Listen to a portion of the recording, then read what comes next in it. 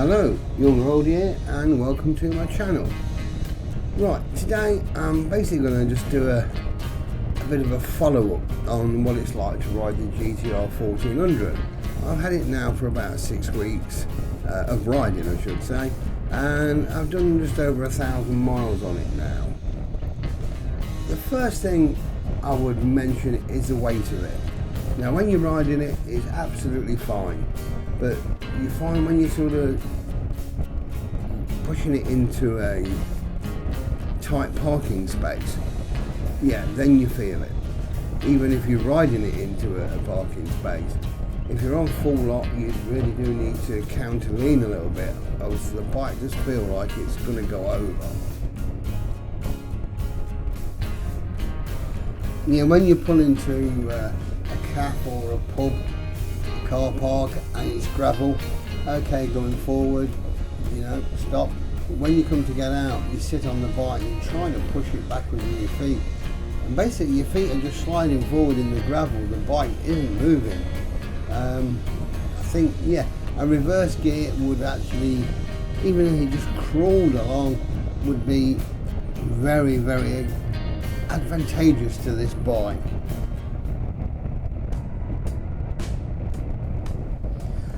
Now, don't get me wrong, this bike is no slouch, it's still a very powerful machine. But basically, it's a detuned ZZR14 engine. Now, I've owned 2 ZZRs, and yeah, there is a definite difference. You know, you put your throttle on the ZZR, and things just happen so quickly, instantaneously. Quite frightening. The GTR is a lot more tame. You know, you put your throttle on, and you do have to wind it on, you know, to build up your speed. There is a definite difference in that.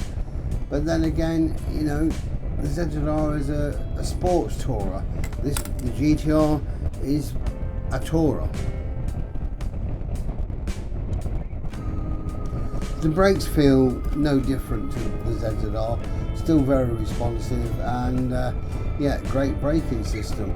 I do find my right foot isn't situated as good for the rear brake as it was on the ZZR. Now that may just be this particular bike. I do need to get that adjusted, so just to raise the pedal a little bit to make it more comfortable to use. Now, luggage. Yeah, I did have a jivvy rack fitted to my, well, both my ZZRs, and I used to use the V35 cases. However, I wanted to put a top box on that as well, and Jivvy and Kawasaki do not recommend it, not with the hard cases. So yeah, at least on this one I've got the advantage of having the top box as well. The luggage is about the same sort of size as the V35, so we can carry about as much stuff. It's just now we've got 3 cases and not 2. Also, if I'm out on my own, if I don't want to carry my helmet around, at least I can just lock it in the top box instead of either carrying it or chaining it to the bike. The luggage is nice, it's colour coordinated to match the bike, but after the Isle of Wight tour, I've noticed a couple of little rubber scuff marks on them. Okay, they do polish out. I've done one of them, but I'm definitely going to put some of that protection film on it, the clear stuff. So at least that way, I don't get them all marked up, and just try and keep them looking nice. The main attraction for the GTR above the ZZR is comfort. It is a comfier bike, definitely. There's more seat room for me and the wife, plus the fact she can lean back on the top box, which means she's not as crunched up to me on it. I'm 6'2½", so I'm quite a big chap, and there's more leg room.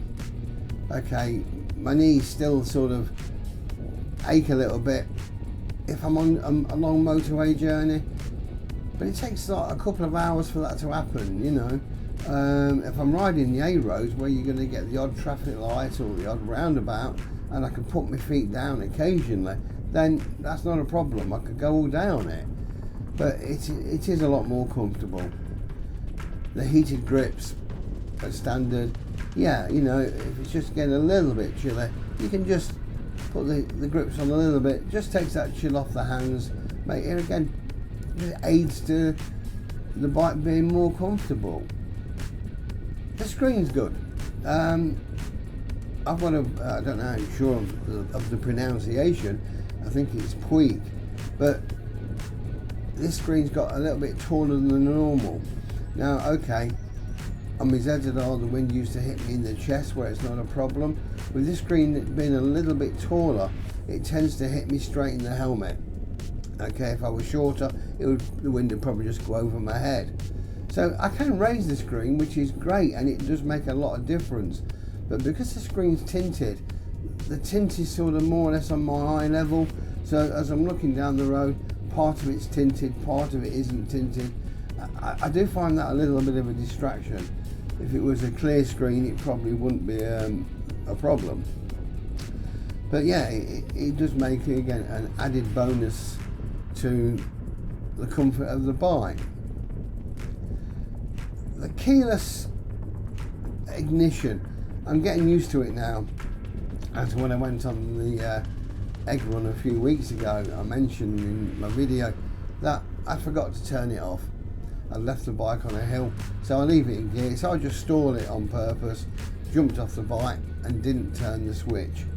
You must turn that switch off, else it will drain your battery pretty rapidly.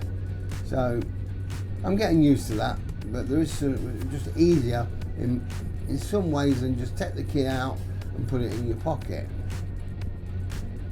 Fuel economy for touring, it's a bit of a thirsty bike.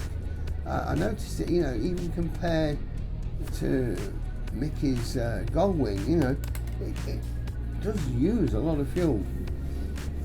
But then again, the ZZR was much the same, you know. It's probably just that engine, it just tends to be a little bit on the thirsty side.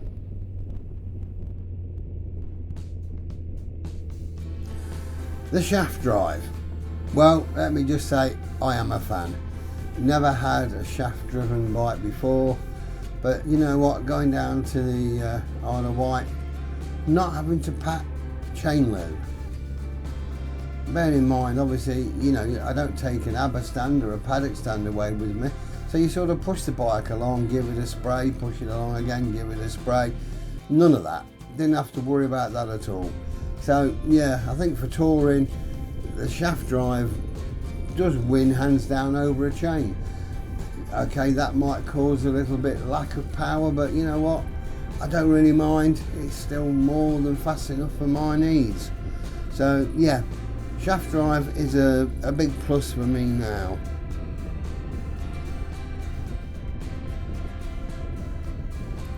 The mirrors are brilliant. I would say probably the best mirrors I've had on a bike.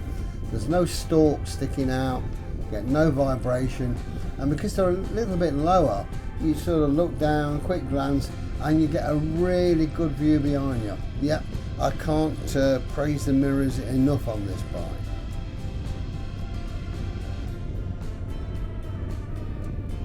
I did love both of my ZZRs. You know, they are just an incredibly powerful sports touring motorbike. They're as mad as a box of frogs, you know. And if that's what you want from a bike, then yeah, the ZZR wins every time. But you know, we all get a bit older. You know, knees start to creak a little bit. So yeah, the GTR does make more sense if touring is your thing. And I must admit, I tend to be going more down the touring route. I want to, you know, travel a little bit more now. You know, we're able to, you know, so I don't regret buying it. I did really miss my ZZR at first, but I'm starting to get used to this bike, and I can't really fault it. It's a good bike. My mate Mickey did actually predict that one day he said I would love this bike more than my ZZR.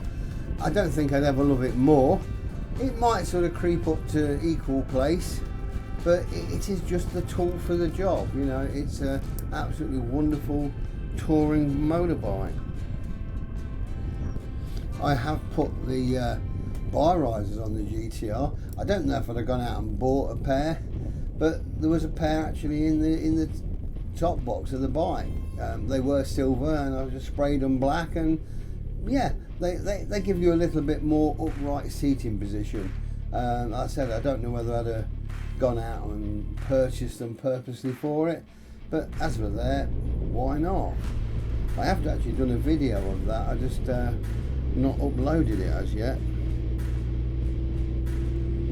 So to sum up, if you want to do a little bit of touring and you want extreme sort of power and performance, then the ZZR wins, especially if you're a solo tourer.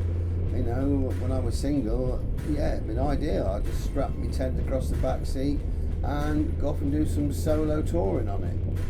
But I like to tour, you know, with my lady wife, and then this wins hand down over the ZZR. So you just got to look and see which one of the two is going to suit your needs the best. But you know, both incredible motorbikes, really. Well, thanks for watching, and I hope you enjoyed it. If you have, please tick. It's always nice to subscribe, helps the channel. And all that's left me to say is, ride safe, bye for now.